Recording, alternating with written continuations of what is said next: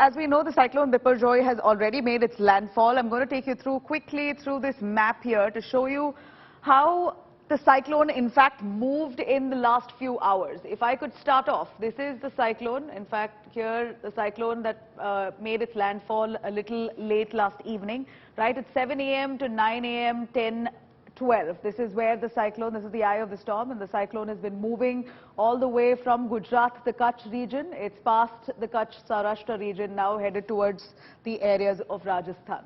In fact, what we hear is that there will be high, in fact, gusty winds and heavy rainfall even in Rajasthan.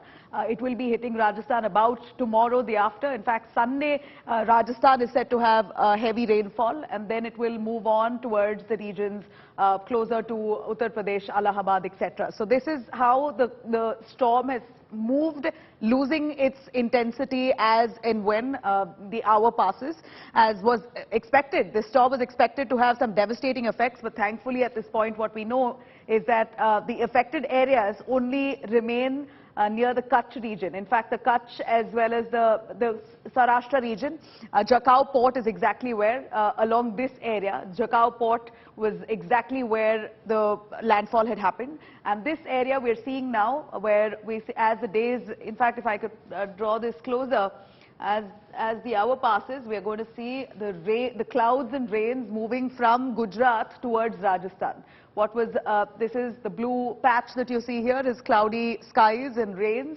that was near Gujarat just about last night. And now the clouds, the dark clouds has moved closer to Jodhpur and Udaipur. So basically, the cyclone itself has lost its intensity, but has now moved its pace towards Rajasthan. But now, damage will be minimum. What had to happen has already happened. We see that the areas of Jakhau itself, Jakhau port, that's the area Manvi in Gujarat. That entire Saurashtra Kutch region has been the worst affected. And yet, the damage has been limited to uprooted trees, uprooted electric poles, electricity that has been snapped off. Of course, it has caused huge inconvenience, but thankfully our NDRF, SDRF teams, the government had launched a huge rescue and relief operations and ensured that the impact of this cyclone, which was supposed to be severe, was minimum. I'm going to cut across to Gopi Manyar as well, joining us live for more on that.